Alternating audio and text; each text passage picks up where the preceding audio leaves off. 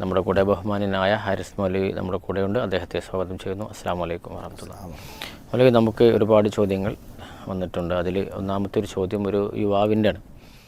അദ്ദേഹം ചോദിക്കുന്നത്, അദ്ദേഹം തന്നെ അതിൻ്റെ തുടക്കം തന്നെ ഞാനൊരു വല്ലാത്ത മുസീബത്തിൽ പെട്ടുപോയി. അദ്ദേഹം ഫോൺ അഡിക്ഷൻ ആയിട്ടുണ്ട്, ഫോൺ വീഡിയോ കണ്ടിട്ട്. അതിൽ നിന്നും ഇപ്പോൾ അദ്ദേഹത്തിനൊന്ന് പിന്മാറണമെന്നുണ്ട്.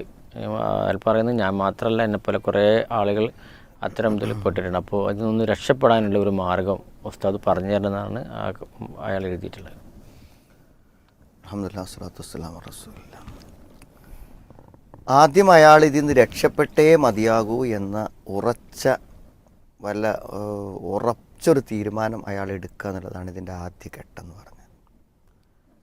കാരണം അദ്ദേഹത്തെ സംബന്ധിച്ചിടത്തോളം ഇതിൽ നിന്ന് മാറി നിൽക്കാതെ അയാൾക്കൊരിക്കലും മുന്നോട്ട് പോകാൻ കഴിയൂല. അയാളുടെ ജീവിതത്തിൻ്റെ എല്ലാ നന്മകളെയും നശിപ്പിച്ച് കളയാൻ പര്യാപ്തമായൊരു തിന്മയാണിത്. ശരിക്കും പറയുകയാണെങ്കിൽ പണ്ഡിതന്മാരുടെ വാക്കുകൾ വായിക്കുമ്പോൾ ഞാനൊരു സ്ഥലത്ത് കണ്ടു, ഒരു കൈ ഇങ്ങനെ ശരിക്ക് ചെങ്ങലയിട്ട് കെട്ടിയിട്ടതുപോലെ എന്ന് പറഞ്ഞാൽ ഇത്തരം അവിഹിതങ്ങളുമായിട്ടുള്ള ഒരാൾ ബന്ധപ്പെട്ട് കഴിഞ്ഞാൽ അയാൾ അതിൽ ശരിക്കും ഒരു ചെങ്ങലയിൽ തളച്ചിട്ട പോലെ തളച്ചിടപ്പെടുകയാണ്. പിന്നെ അയാളുടെ ജീവിതത്തിൽ അയാൾക്കൊന്നും ആരാധനകളോ അല്ലെങ്കിൽ തൻ്റെ കുടുംബമായിട്ടുള്ള ബന്ധങ്ങളോ തൻ്റെ ജോലിയോ ഒന്നും നിർവഹിക്കാൻ പറ്റാത്ത ഒരു രോഗമാണത്. ശരിക്കും ഈ അവിഹിതങ്ങൾ ആസ്വദിക്കുവാനുള്ള ടെൻഡൻസിയെ തന്നെ ഖുർആൻ രോഗമെന്നാണ് വിളിച്ചത്. അപ്പോൾ ആ രോഗം ഇങ്ങനെ വർദ്ധിച്ചു വന്ന് അതല്ലാതെ മറ്റൊന്നും ചിന്തിക്കാൻ പറ്റാത്തൊരവസ്ഥയിലേക്ക് മാറുന്ന ഒരു വിധേയത്വം, അടിമത്തമാണ് ഈ അഡിക്ഷൻ എന്ന് പറയുന്നത്. ഒരു പക്ഷേ നമ്മൾ പറയണത് മാരകമായിട്ടുള്ളൊരു ലഹരി ബാധിച്ച ഒരു വ്യക്തിക്ക് ആ ലഹരിയുടെ അഡിക്ഷനിൽ നിന്നും മാറുന്നതിനേക്കാളും ബുദ്ധിമുട്ടുള്ള ഒരു അഡിക്ഷനാണ് ശരിക്ക് ഇത്തരം ലൈംഗികമായ വൈകൃതങ്ങളുടെ അഡിക്ഷൻ എന്ന് പറഞ്ഞത്. പിന്നെ രണ്ടാമത്തൊരു വശം ഞാൻ ഇപ്പോൾ പറഞ്ഞത് മാറിയേ പറ്റൂ എന്നാണ്. മാറിയിട്ടില്ലെങ്കിൽ അയാളുടെ എല്ലാം നശിക്കും. രണ്ടാമത്തത് മാറാൻ കഴിയും. എന്തുകൊണ്ടെന്ന് വിചാരിച്ചാൽ ഏതൊരു തെറ്റും മനുഷ്യന് ഉപേക്ഷിക്കാൻ പറ്റും. എങ്ങനെയാണോ ഒരാളൊരു തെറ്റിൻ്റെ ഭാഗമായി തെറ്റിൻ്റെ അടിമയായി വരുന്നത്, അതേപോലെ തന്നെ അയാൾക്ക് റിവേഴ്സ് ആ തെറ്റിൽ നിന്ന് പോകാനും കഴിയും. അപ്പോൾ ഒരു 4-5 കൊല്ലം നിരന്തരമായി ചെയ്തിട്ടാണ് ഇയാൾക്ക് നിർത്താൻ പറ്റാത്ത വിധം ഇതിലയാൾ അകപ്പെട്ട് പോയത് എന്നുണ്ടെങ്കിൽ 5 കൊല്ലമൊന്നും വേണ്ട, ഒരു 5 മാസം അയാൾ നിർത്തിയാൽ തന്നെ ഇതെന്ത് ചെയ്യും, പൂർണ്ണമായും ഇല്ലാതാവുകയും ചെയ്യും. അപ്പം എങ്ങനെ നമുക്കത് നിർത്താൻ പറ്റും? ഒന്നാമത്തെ ഒരു കാര്യം എന്താ വെച്ചാൽ, എപ്പോഴാണോ നമുക്ക് തെറ്റ് ബോധ്യപ്പെടുന്നത് ആ തെറ്റിൻ്റെ ബോധ്യപ്പെട്ട സമയം പിന്നെ അത് ചെയ്യരുത്. അപ്പം അയാൾ ഇപ്പോൾ തന്നെ നിർത്തുക. അപ്പോൾ നിർത്തുമ്പോൾ സ്വാഭാവികമായി എന്തുണ്ടായിരിക്കും, അതിനുള്ളൊരു ടെൻഡൻസി നമുക്കിങ്ങനെ വരും. അപ്പോൾ നമ്മളൊരു സമയം നിശ്ചയിക്കുക, ഞാനൊരു 1 മാസത്തേക്ക് അല്ലെങ്കിൽ 25 ദിവസത്തേക്ക് ഞാനിത് ഉപയോഗിക്കില്ല, അല്ലെങ്കിൽ ഇത് കാണൂല. ആ സമയത്ത് അയാൾ എന്ത് ചെയ്യുക, നെറ്റ് ഓഫാക്കുക. ആ ഒരു ചികിത്സാ കാലഘട്ടം നെറ്റ് ഓഫാക്കുക. എന്നിട്ട് എന്ത് ചെയ്യുക, എവിടെ നിന്നാണോ ഇത് കാണാറുള്ളത് അതിനുള്ള സാഹചര്യങ്ങൾ ഒഴിവാക്കുക.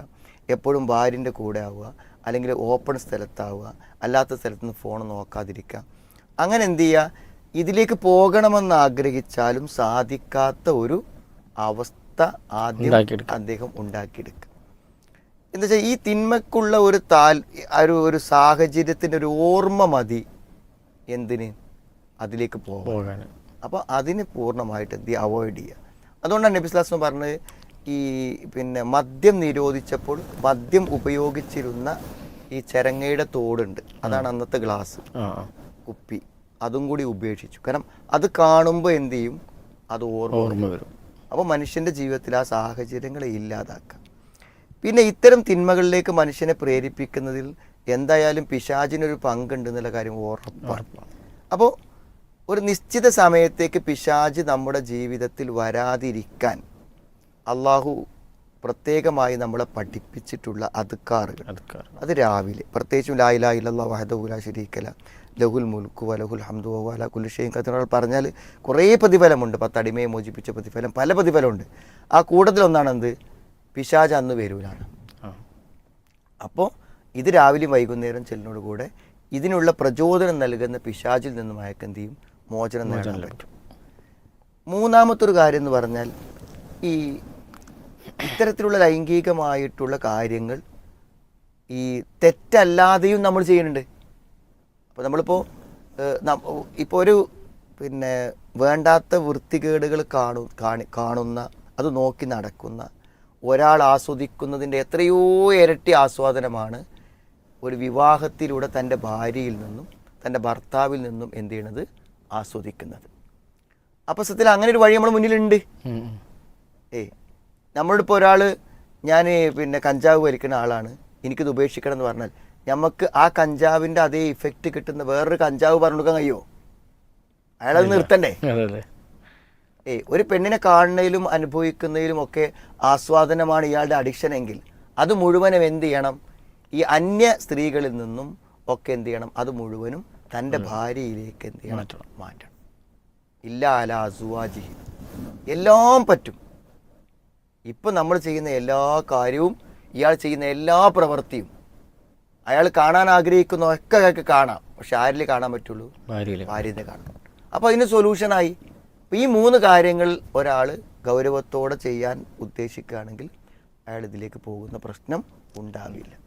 പക്ഷേ അയാൾ ഇനിയും അയാളുടെ ഈ പ്രചോദനങ്ങൾക്ക് വഴങ്ങി മുന്നോട്ട് പോവുകയാണെങ്കിൽ എന്തു ചെയ്യും? അയാൾ അപമാനിതനാകും, അയാൾ രോഗിയാകും, അയാളെ ഭാര്യ പോകും, അയാളെ മക്കൾ പോകും, ചിലപ്പോൾ അയാൾ വല്ല പോക്സോ കേസിലും പെടും. അങ്ങനെ എന്തൊക്കെ വരാവുന്നോ നമുക്ക് ഊഹിക്കാൻ പറ്റാത്ത ദുരന്തങ്ങളാണ് അയാളെ കാത്തുള്ളത്. തീർച്ചയായിട്ടും നല്ലൊരു നിലപാടെടുക്കുക എന്നുള്ളതാണ്. മാറാൻ ഒരു നല്ല ഉറച്ച തീരുമാനം എടുക്കുക. എല്ലാവർക്കും സാധ്യമാകട്ടെ. ആമീൻ.